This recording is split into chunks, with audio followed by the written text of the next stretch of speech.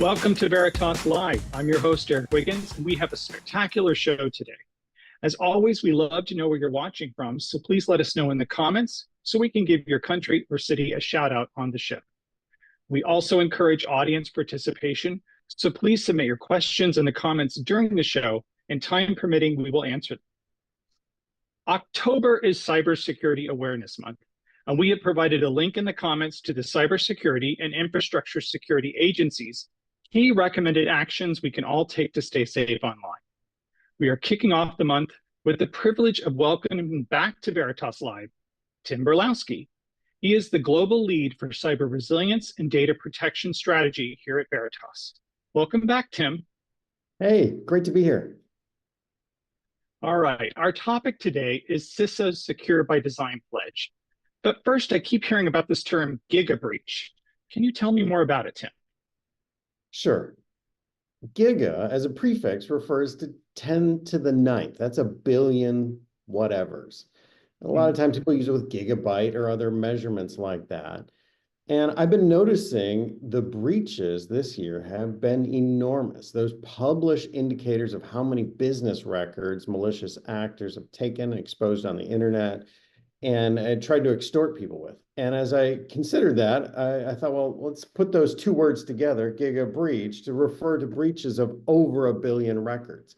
I honestly switch between giga breach and giga breach. I don't know which one is the better term, but I think I'll let the internet decide whether it's GIF or GIF. It's up to you. Giga breach sounds kind of fun. So even though it's not a fun situation to be in if you're part of it.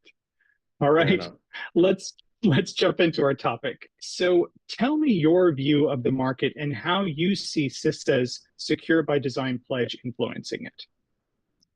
Good question. So when I think about the market, this market that Veritas has been a leader in, backup and recovery, has been around for quite some time. But it used to be a data center backup and recovery question marketplace, and people were thinking about it very differently. Today, it's really multi-cloud or hybrid cloud, and the conversation is all about cyber recovery. How do we recover from a true incident? And those incidents are super different because there are threat actors involved. And that just means that the stakes for our company and our customers have increased dramatically. And that's where the CISA Secure-by-Design Pledge comes in, because CISA has recognized that there are critical infrastructure providers. It could be government agencies, it could be water providers, it could be manufacturers, it could be transportation, could be our financial system, requires safe and secure backup. And we've been recognized ourselves as an important vendor because the software we provide to companies is so core to what they do and their resiliency in the case of attack. Okay. And in that, are there, what are the main motivations that we had for Veritas to sign this CISA Secure-by-Design Pledge in terms of some of the key product software security principles that CISA is pushing? When we thought about signing the pledge, there was one reason that stood up above all the rest, and that reason is trust. Our customers put their trust in us that we can recover the data when we need to recover the data. While our product name might be Net Backup, honestly, the real game has always been about recovery, and the trust that our customers placed in us was the reason we felt like in the last 5 years, we've had to double down on our investment around protecting both the data that we are charged with, but also the infrastructure of backup as well. And that means things like doing immutable storage or adding multi-person authorization to our products to ensure that threat actors can't take advantage of a stolen credential for nefarious reasons. So number one, trust. Number two, the CISA principles of Secure by Design are really influenced and guided by the Secure Software Development Framework. That's something Veritas has used for a long time to measure its internal development practices. And this was just a natural extension to that framework to make sure we're developing our software in the right way so that you can trust it. And lastly, from my perspective, it's about setting big goals and putting both our customers and the competition in the position of knowing we have these big goals. But if you have a big goal, and I'll just name one, like maybe you want to lose a few pounds, or maybe you want to run a faster half marathon, you have to start measuring yourself. You have to have a framework. You have to step on the scale. You have to check the clock and say, okay, how fast did I run that mile? Can I run the next mile faster? And if you haven't measured yourself against something, then it's just platitudes and words. And we want to measure ourselves to make sure we're providing the right level of protection to our customers. That's actually an excellent segue into my next question, which is what are some of the key best practices, which would include things about measurement, obviously, that are part of the CISA pledge, and which do you see as the most challenging in implementing this pledge? So when we thought about the pledge and what we could measure and what we could, help our customers with, there were some that were just no-brainers, already done, check the box a long time ago. Things like remove default passwords from your products. We did that years ago. There's others that are more challenging, and it's partially because it's a shared responsibility. So I'll give you an example of that. We want our customers to turn on multi-factor authentication. We would like customers to install the latest security patches. But I don't manage all their software. So sometimes I need them to take an action. And while we'll provide constant nudges, we'll provide additional information that says, hey, by the way, you're in a car, you're driving, you have a seatbelt, you should use it. We provide those constant reminders. It's still a challenge to make sure that people turn those capabilities on. I think we've all seen that person who's sitting in a car and they're sitting on the seatbelt because they want it to stop dinging, but that doesn't offer you real protection in an emergency.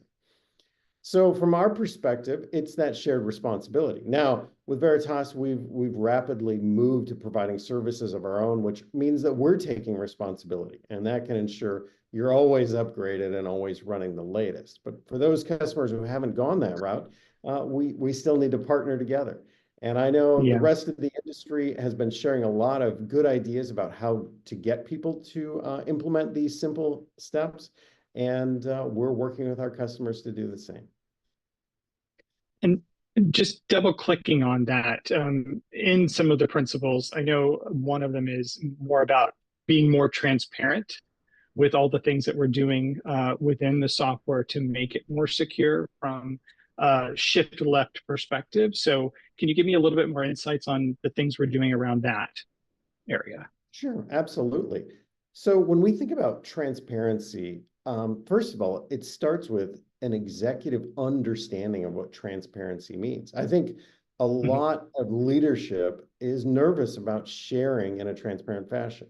Good news is I've got a great technical group of leaders who understand the need for a critical software provider like ourselves, who's servicing some of the largest enterprises in the world, to really double down on transparency because it's what builds trust with our customers. It also, frankly, makes the internet a safer place for everyone. And if we want to build a better digital future, having good transparency around things like vulnerabilities or how we manage reports of vulnerabilities is key. And we've had a policy that's been public around that area for a very long time, and we adhere to that very strictly. So, it's a matter of doing the right thing for the right reasons. Okay. Definitely important, I would say. My next question is two-parter. So first, what are some key benefits that we've actually realized since signing the pledge that other companies can leverage? And second, what key piece of advice would you give other organizations considering signing the Secure-by-Design Pledge? Like, what do they need to look at first? I'm going to take the second part of that question right away, which is when I think about other companies who haven't signed the pledge yet, jump in. It is easy to make that commitment and start to measure yourself. This is not a contractual thing. You're not going to have long discussions with your lawyers. It is a means of telling the world what your intention is, measuring yourself, and then providing information back to CISA on how well that's going, because they're eager for feedback. They want to know how they can improve and how they can make the world safer. And when I think about that, what I've learned from it is from my other friends at other software providers and their journey and how they got customers to turn on multi-factor authentication or install the latest patches. And it's great to know we're not alone and take advantage of what we've all learned in those areas. The second thing that I think is important is actually influencing government policy and regulations. And that's one of the things that we do on a regular basis through a number of venues like JCDC, which is another group that comments or provides additional feedback back to the U.S. federal government, or the IT Sector Coordinating Committee. So each of those are ways for us to provide feedback. Now, what was your question number one again? What were the key benefits that we've actually realized since signing the pledge that other companies could leverage? Like, what have we realized? Like, what has changed for us since signing the pledge? Yeah, absolutely. And I think I covered a little bit of that, because part of it is the education and the teams working together with others, hearing the stories from other vendors. The second piece of that is really holding yourself accountable. It's that idea of getting on the scale or measuring that mile to understand where you're at, and having those regular readouts, those goals which are written down and tracked, make a huge difference. And that's how we've always pursued things like the Secure Software Development Framework.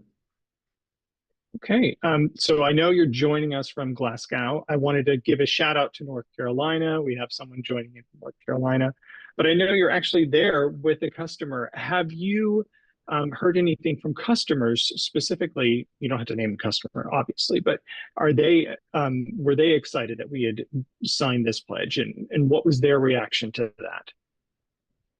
You know, I will say the customers have asked questions about what it means, but mostly they're excited that as their particular enterprise and as their governance compliance officers have said, hey, can you do this activity? And it might be something like malware scanning the backup. It might be something like help me test that the backups are going to be available. That they often find out, yes, we delivered that. Not only did we deliver it, we delivered it last year. You can take advantage of it now. It doesn't cost you anything. You just need to update. You just need to turn on that capability. And so when I think about the customer interactions, they're more concerned about what requirements came to them from the board and how we can help them meet those in an effective way. So that's the way they think about it, in my opinion. All right. Well, that definitely integrates the third principle of security starts from the top, both with a customer and from our perspective, being one that signed the pledge. So that's cool. So my last question for you today is, what key innovations in the last year, even looking forward, have we implemented to help meet this pledge? And this can include anything from, what we're looking at doing going forward, or even just within the last 6 to 8 months. Go ahead. All right. Well, from my perspective, we've started to do more and more to protect the infrastructure of backup, which really means making sure when you're logged in as administrator, you're doing the things you're supposed to be doing.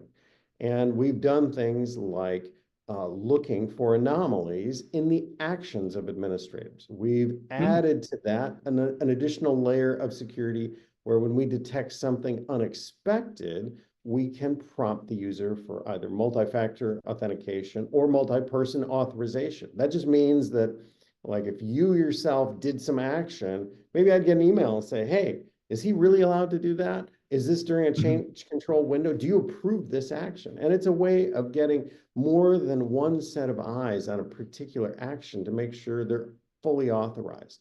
And that does a lot to protect the data.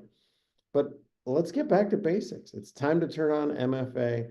And from our perspective, we're making that the default going forward so that we can make sure that customers have fully protected those assets they're entrusted with. I do know that we have added a lot of new default settings. And I mean, I know that in the past, we'd already had some of those things implemented before even signing the Secured by Design Pledge, as you said. Is there anything that you're looking forward to, seeing within the market across, enterprise, that the Secured by Design, as it's being adopted by more and more, is there anything that you're looking forward to seeing change overall? Aside from, obviously, you've reinforced the multi-factor authentication or other design security checks through the process, but is there anything else that you would say you're looking forward to seeing? Yeah, when I think about how we can enhance what we've already delivered over the coming time period, it's really through automation. And from our perspective, one of the key ways that we'll be driving automation is through advanced AI.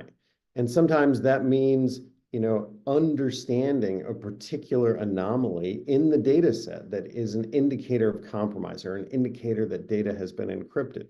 Those kind of indicators, we've invested in unique ways to catch that, and then alert the end user what they should do to provide them information about that in an automated fashion. So you're not looking for the needle in the haystack of what recovery point should I choose. We're giving you, here's the best one. Here's how we scored it. Here's why we scored it that way. And this is the one you should probably recover from to give you the best results. And so you're going to see us use more AI to assist the end user to simplify the act of cyber recovery. It's not just cyber recovery. There'll be other activities like reporting and other things like policy management and creation.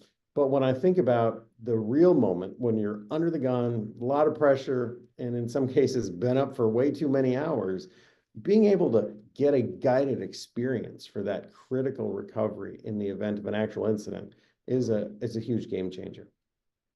I'm glad you mentioned the AI aspect, because we've done many shows just recently centered around how AI is changing the market. And so it's good to hear that additionally that this will be used within our Secure by Design infrastructure, and also to help our customers get to recovery point a lot faster. All right. Do you have any closing remarks, Tim, before we close out the show today?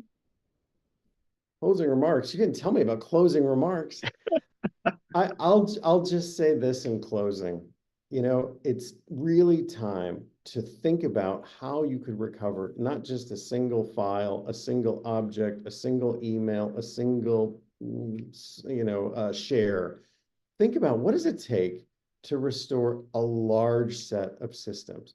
Think about a large application composed of multiple tiers with dependencies. Start practicing that on a regular basis.